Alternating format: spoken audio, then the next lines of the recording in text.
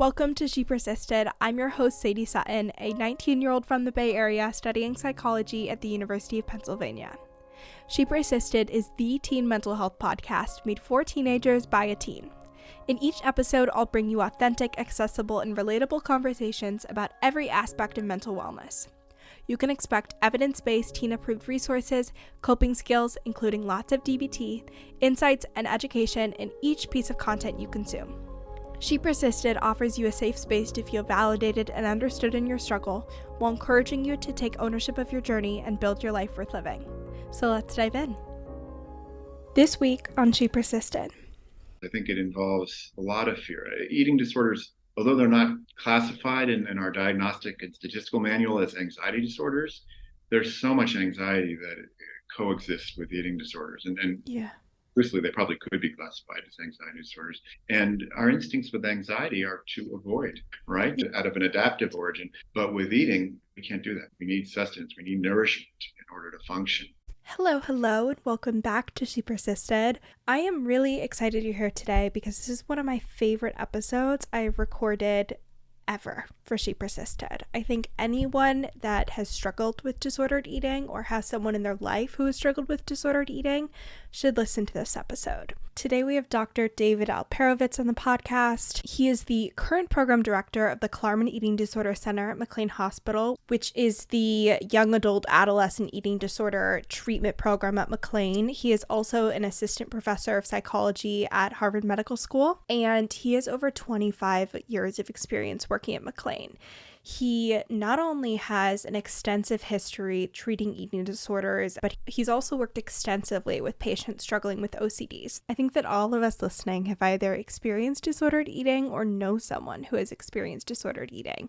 It's something that is extremely prominent in our society, especially with teenage girls. And while we are all familiar with the idea, it's extremely rare that you're able to listen in on a conversation and pick the brain of someone who is working day in and day out with teens in the recovery process, who are finding hope for the first time in years and shifting these behaviors and setting themselves up for success for the rest of their lives with a foundation of healthy habits, really doing a 180 with their mental health. I think myself included, we have this perception that it's just about the behaviors. It's just about these habits. It's about the spectrum of like under and overeating and all these different behaviors that come into the diagnosis. But I think this conversation really sheds a light on how much goes on underneath the surface, how anxiety and avoidance driven these behaviors are, how closely tied they are to our internal belief systems, and also how much overlap there was in my own experience in treatment with building a life worth living and how important that is in eating disorder recovery as well. So I don't want to go on too long in this introduction because I just want you guys to be able to listen to this conversation because it's so powerful. But if you are looking for hope in your journey, if you're trying to understand someone else's experience, if you just want to have a better understanding of eating disorders, this episode is for you. And if you enjoy it, as always, please share with a friend or family member, post about it on social media. I think this is a conversation that deserves to be heard by so many teens and other individuals out there, and I hope you enjoy it as much as I did. Thank you so much for joining me today on She Persisted. I'm so excited to have you here on the show. Very excited to be here. Thank you for having me. Of course. So for listeners who have not heard you speak before, I would love to give a little bit of context on your career and the work you've done in the mental health field. You have such a unique perspective, and I'd love to hear about your journey and how you ended up working at McLean. Well, it's not a journey I think that anyone would script. I was a psychology major in college, and both my parents, my mother and my stepmother, are therapists. So I didn't actually have a whole lot of interest in what they did growing up. Kind of went on behind closed doors. They worked at home. But then as I got into college, I really became more interested in sort of helping others through therapy. Did some volunteer work, not in a therapeutic strict sense of therapy, but really working with some adolescents and working in a small community mental health center, and just enjoyed it. So I got a job out of college working at a small private psychiatric hospital as a mental health worker, and it kind of went from there. But it's interesting. Initially, I was scheduled to start a job. It was like a couple days after graduating from college and work on an adolescent inpatient unit, kind of a general inpatient unit. Yeah. And it was like tumbleweeds. It was closed. It was dark. I was like, what's going on here? And they said, our census dropped. We had to close the unit over the weekend. And I'm like, well, I'm here. What do you want to do with me? And so they kind of they didn't really know what to do with me. They put me on what was called the women's unit, which essentially was a trauma and dissociative inpatient unit with adults. And so literally just by chance, and I just loved it. I just felt an affinity for the work and the sort of courage that these women were showing to even just begin to put voice and feeling to what they had experienced. And then there was, I think, a unique privilege in being a male. And, I think trust was something that was probably in general hard for most of these folks to come by, but even more so with a man. And it was never like the light switch that went on and was on forever. It was an ongoing challenge, but I loved that. And I loved the possibility of being a gentle, listening presence that could provide a little bit of a different experience than what they had experienced before in a good way. So that was literally by chance. And from there, I came to McLean and took a similar job as a mental health specialist on what was called their trauma and dissociative disorders unit, which I continued to love and enjoy. But I became fascinated by a large number of the patients coming in with co-occurring eating disorders. Mm-hmm. And really doing a whole lot to help them. We weren't really set up very well to help, but there was a good number, and I was fascinated by wanting to learn more. And so after a number of years, I kind of, an opening came up at the Klarman Eating Disorders Center, also at McLean. And so I transitioned to a new role, very nervous and not really knowing a lot, but eager to learn and very curious. And I love that too. Yeah. This has been the story of my career. I've really loved everything I've done. And so I came to Klarman, I think around 2010, maybe. I spent about 8 years here as a staff psychologist. This is after graduate school, and I worked at McLean part-time through graduate school. And again, I loved it. There was a similar sort of feeling of courageousness and being able to bear witness to people leaning into things they were really afraid of and sometimes going against their instincts about what they wanted to do, but doing it anyway. And there was this great experience of seeing people literally physically grow and then emotionally come to life, and kind of getting to know them, and really being a part of that was just a unique and very special experience. Yeah. So again, as is now a pattern, I noticed that there was a good number of people coming into the Klarman Center with eating disorders who also had OCD. Mm-hmm. And we actually were doing a little bit more to help them, but I became fascinated by OCD, and I again was very naive and really didn't know a whole lot about cognitive behavioral therapy or ERP. It was kind of like a foreign language to me. I've done a little bit of CBT, but I was mostly trained in a psychodynamic environment, and so it was new, and I was interested, and I got an opportunity to go to the OCD Institute at McLean. So after 8 years at Klarman, it's very sad to leave, but excited for something new. And I went to the OCDI and was there for 4+ years doing behavioral and ERP therapy, learning about OCD, and absolutely loved that. And again, that similar dynamic of people leaning into their fears, going against their instincts, showing tremendous courage, was incredibly rewarding to be a part of. I learned as much from them in that experience as they learned from me. And then the opportunity came to come back to Klarman. And I felt even more prepared to come back in the role of the program director, having had all these sort of diverse experiences with trauma and OCD, both of which, occur in fairly high numbers with eating disorders, among other things as well. But it was a difficult thing to leave the OCD. It was the shortest I'd been anywhere. It was 4 years, and I was loving it. But it was a good opportunity and another place that I thoroughly loved to come back to. Definitely. Yeah. One thing that you mentioned in those different areas that you concentrated was the courage that it took for these patients to do the work, and also how it felt counterintuitive and against their instincts. Can you speak a little bit to that? Why it can feel so foreign to do the work and rewire these thought processes and maybe move in the right direction? Yeah. And truthfully, it's something that, as I was learning, I struggled to understand myself. It's a great question, right? Because it's not always intuitive. And I think from the outside, we can see people struggling with something and we'll say, oh, well, just do it, touch the doorknob if you feel it's contaminated, or eat the food if you're worried about it, just eat it. Very simple, but it's not, right? And it's, I think the tendency when we see something that we don't understand is to try to simplify it. And often that comes out in a way that becomes very pathologized, right? That it's shameful, it implies something is easy when it isn't, or it's simple when it's complex. And these behaviors were really born out of an adaptive origin. If it's someone who's experienced trauma and they're avoiding situations because of what they've experienced, that's to protect them. It's born out of an adaptive experience, right? If someone is, acutely anxious that their mother will die if they don't knock on this table 3 times, again, they're trying to protect their mother. They're trying to do good. Now, these symptoms aren't serving them in a way that's useful, because they don't necessarily need to worry about their mother dying, or they don't necessarily need to worry about a trauma occurring in every situation that they enter into. The origin of these symptoms makes sense, right? Asking them to do something different, to lean into these fears, to be in a situation with men or other people, to touch the doorknob, to eat a fully nourished meal on a regular basis is not a small task. Yeah. It takes courage. And I think, just understanding the adaptive origins and trying to be curious about what those may be, they're not always evident, is really, I think, a good part of the work, and really helps not to pathologize what anyone is going through, or simplify it, or suggest that it's easy, because it's really, really quite complex and very, very hard. Yeah, I think that's such a compassionate way to approach this whole world that a lot of people don't have insight or empathy for, and they want to support someone, but they maybe don't understand it.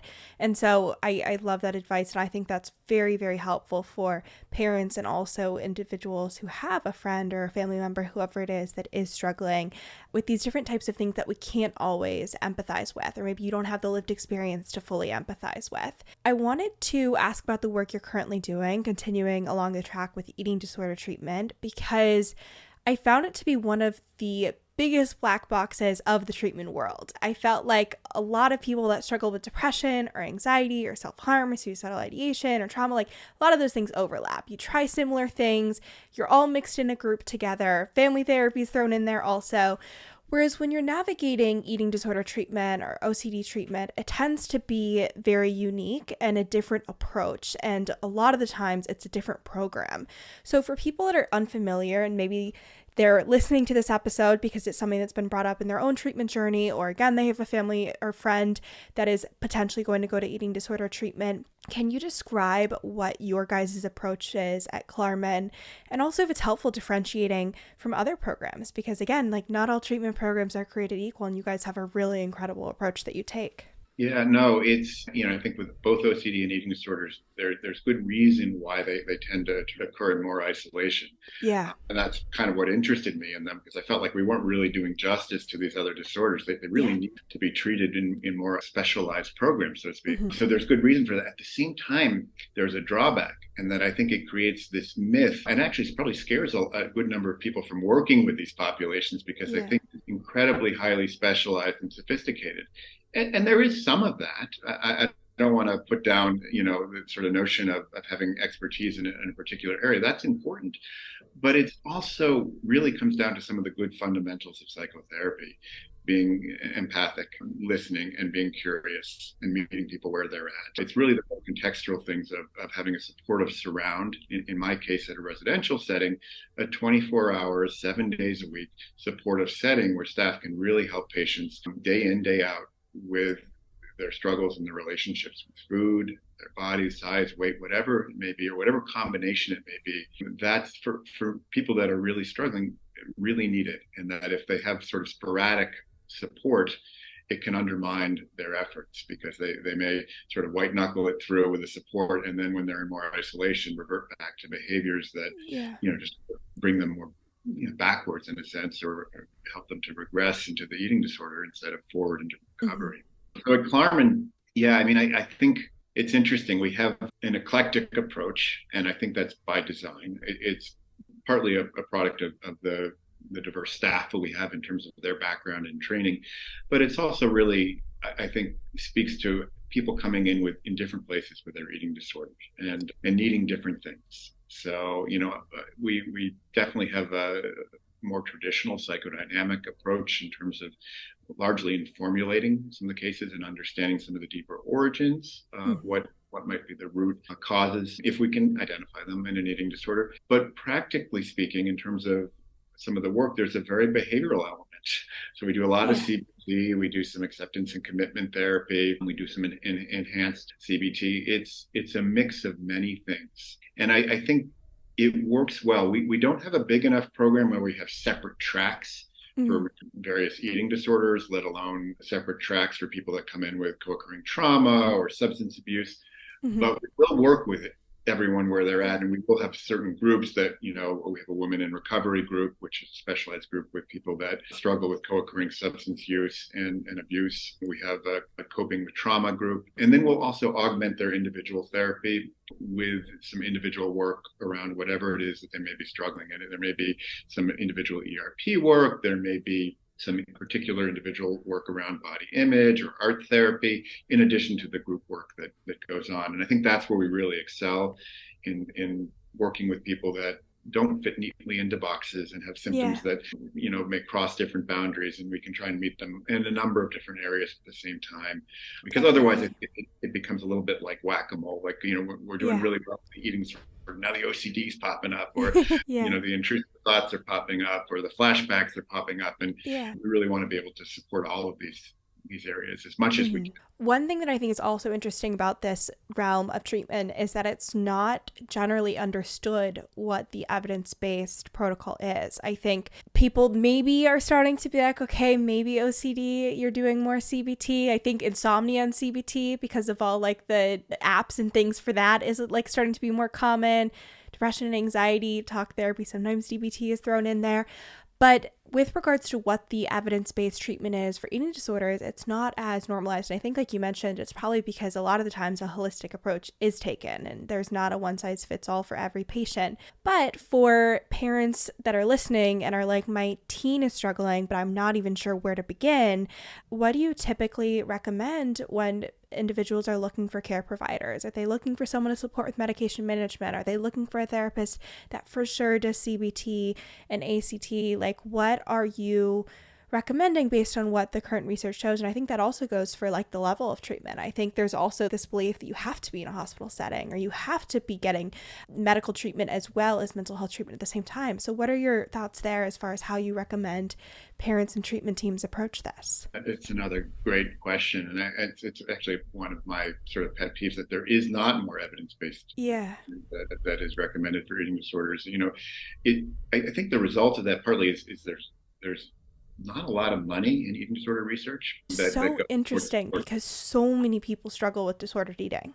Right, and there's a proliferation of eating disorder treatment centers, right? Yeah. There's a lot of them, and I'll go to these conferences. They all have tables, but they're all really, not all, but most of them are really about treatment, but Mm-hmm. not. They don't have any research connected with them.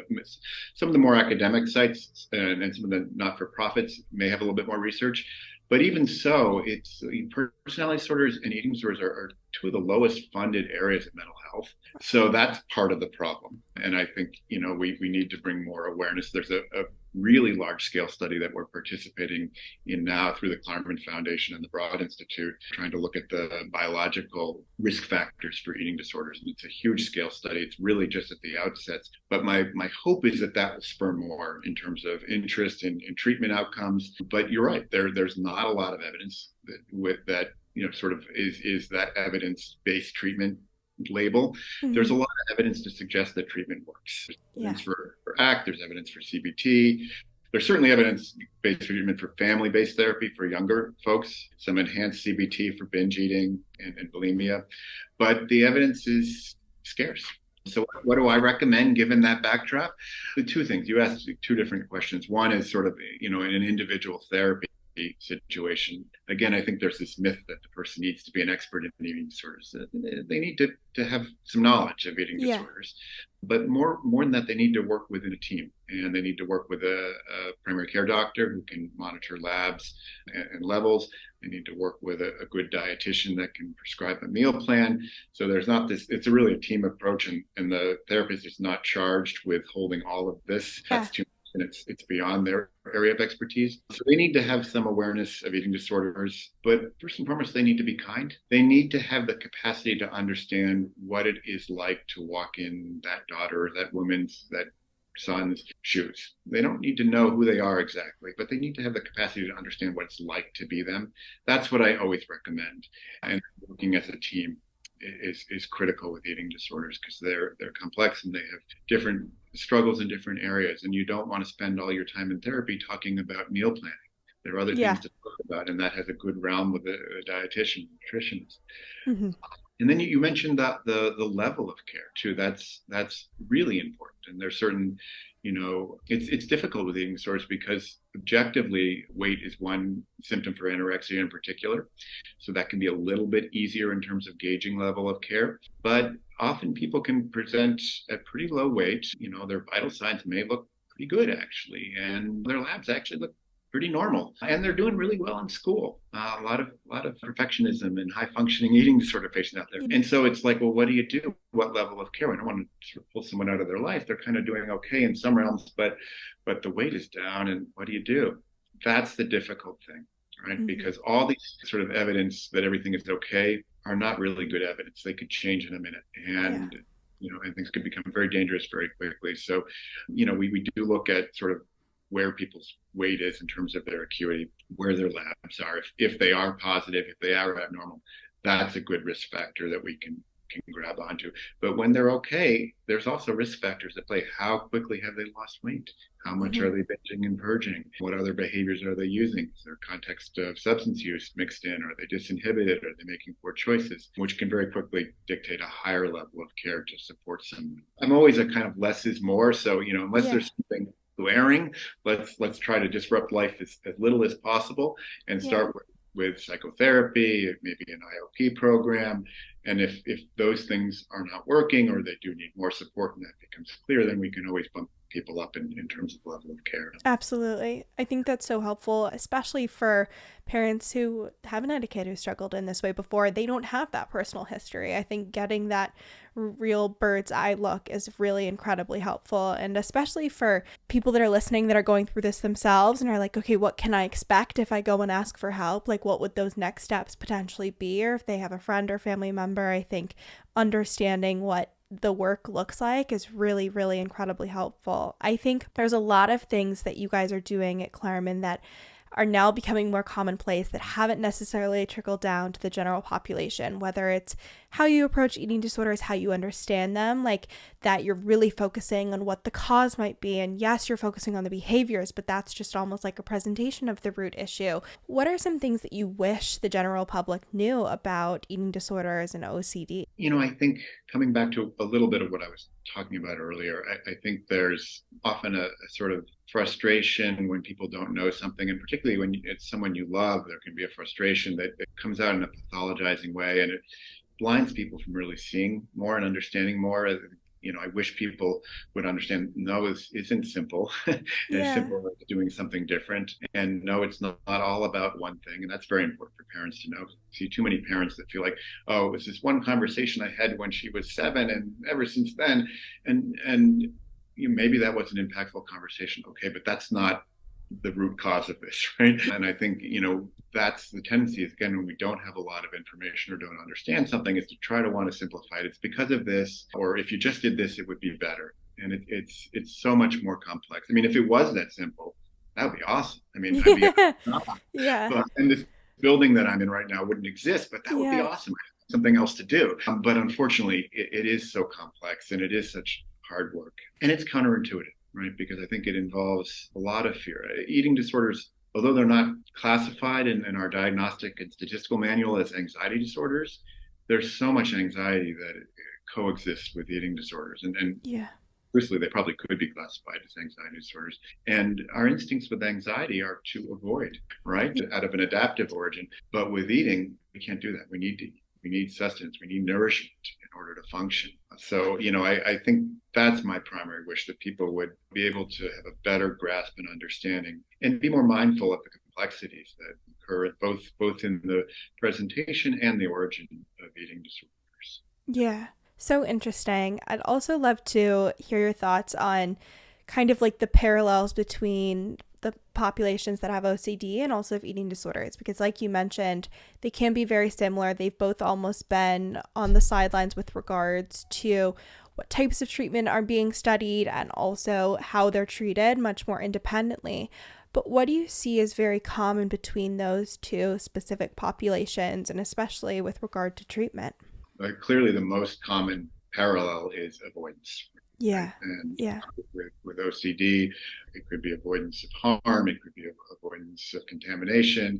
With eating disorders, it's avoidance in some way of food or compensatory behaviors to manage the relationship with food. And we see that in OCD through compensatory behaviors to manage anxiety. So if I'm going to do something, I'm going to take a ritual. I'm going to say a mantra. I'm going to count a certain number. I'm going to retrace whatever it may be to try to make it okay. And I think that again is clearly well intended, but it actually only further serves to fuel the fire of anxiety. There must be good reason why I'm doing all these quirky behaviors or why I'm avoiding food. There must be good reason because my fears will come true. My mom will die if I do this. I'll become so big that people won't recognize me. And the more we engage in those behaviors, the more credence we give to the ultimate fear. So it's sort of this spiral. By engaging in behaviors, we're fueling the anxiety that drives more behaviors. Yeah. So there's definitely some very clear parallels in the symptoms, and then in the treatment as well. I mean, if you think of literally sitting down to have a meal or a snack, in many ways that's an exposure, right? We're exposing someone to something that at best they have a lot of ambivalence about, at worst they have a lot of fear, and we're asking them to lean in, to bear that fear, to have that meal or that snack and complete it, and then sit with the discomfort that comes without using compensatory behaviors, without purging, without exercising, without any idiosyncratic ritual, whatever it might be. And really just to sit with that discomfort and see what happens, for better or for worse. And there's some real parallels with ERP and OCD in that realm, sitting with uncertainty. Yeah, I think that's so interesting because it really, the more you talk about what treatment looks like in these larger philosophies that are guiding eating disorder treatment, the more similar it sounds to treatment for depression or anxiety. And it's a lot of this avoidance and going towards what's uncomfortable, whether it's being vulnerable or internal belief systems or these behaviors that have been avoided for so long. Like there's a lot of parallels, and a lot of those core emotions and experiences are really similar, which I think is so interesting. If there is anyone listening that has not asked for help with regard to either disordered eating behaviors or thoughts that they've been having, and they, after this conversation, are feeling more motivated and hopeful to ask for help, what would your advice be to someone that's at the beginning of their journey with either recovery or getting support or diving into the deep mental work that we've talked a lot about in this episode? What would you say to that person? Reach out and ask for help. I think there is an element of shame and secrecy that many folks with eating disorders have, which leads to people being much more alone with what they're struggling with. And reaching out and asking for help is not a small step. But I think I'm a real believer that recovery from anything rarely occurs in isolation. It almost always occurs in the context of relationships, whether it's a therapeutic relationship, whether it's a good friend. Reach out to someone, and that's the starting point. People can gauge who that person might be in terms of who they trust more. But it's a big deal to reach out with uncertainty and ask for help, even to acknowledge that something is going on. And I think sometimes people get so caught in what they think is an adaptive behavior, and they think is really sort of striving to sort of keep these fears at bay, that it becomes what they know. And sometimes they lose the perspective that there's anything wrong to begin with. It may be that someone else has brought up a concern, even through their secretive nature, that resonated. And if there is an inkling that, maybe there's some struggle in my relationship with my body or with food or my size or shape, reach out, talk about it with someone. That first step, and it doesn't need to be an expert in eating disorders. It needs to be someone who's curious and understanding and nice. And then you can go from there and trying to find the right match for what you need.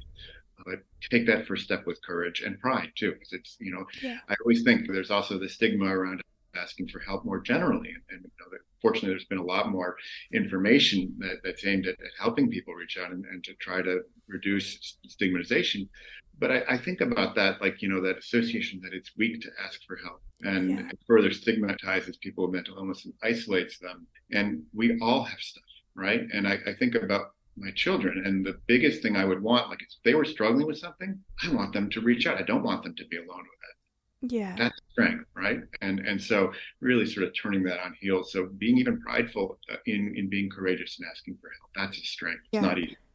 No, I always remember that as being the most challenging part, was truly accepting that, like, okay, maybe I don't have everything together. Maybe I'm not okay, and maybe I do need help. And it's so scary because you can't take it back and then be like, wait, no, actually I'm okay. Let's just continue life as it was before. So it is really overwhelming, but I loved how you framed that as almost like an exposure hierarchy to asking for help. Like, ask and practice the vulnerability with someone you know is going to respond well and be really compassionate. And then you go the next step and like actually get support from a trusted adult or a pediatrician or whoever it is that you're going to talk to next. So I think that's some incredible advice. The last thing that I wanted to ask you is if there are 1 to 2 things you guys implement at Klarman that you think young adults could really benefit from having in their daily lives, whether it's an element of routine, maybe continuing the education around how mental health works, asking for help like we just talked about. What are some things that you wish all teens did? So I think the other element, if I was to describe a philosophical approach at Klarman, certainly there's the nourishment, the treatment, the therapy, the groups, all that really important stuff, right?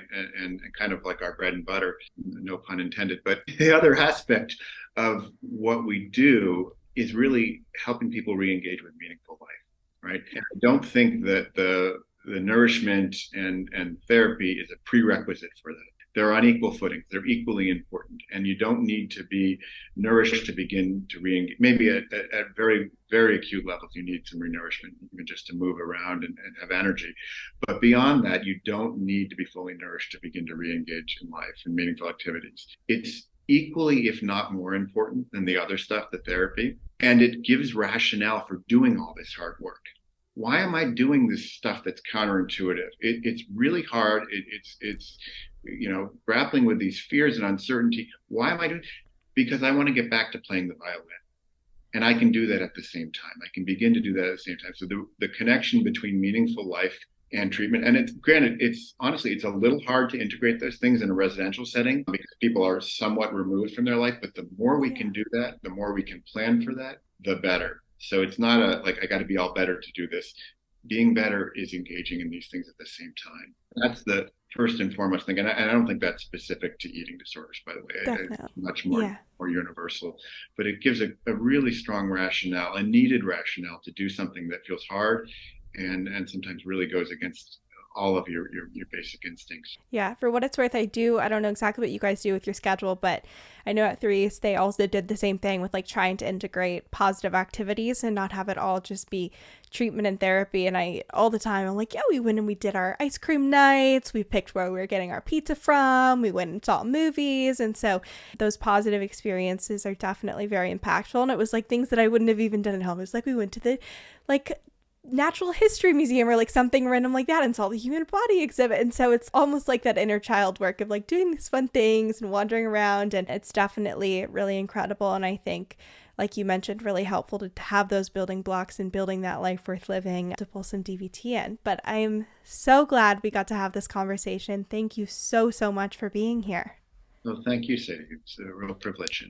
For listeners that would like to continue to learn about Klarman or McLean Hospital or even your background, where can they find all that information? McLean website. There's a Klarman Eating Disorder page, and people can reach out to me directly as well. I'm on there, and I'm always happy to talk with people. Amazing. It's one of my pet peeves, and people don't get back or leave a message or an email.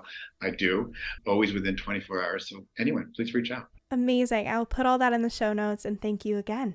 Okay, thank you, Sadie. I appreciate it. Of course. Thank you so much for listening to this week's episode of She Persisted. If you enjoyed, make sure to share with a friend or family member. It really helps out the podcast.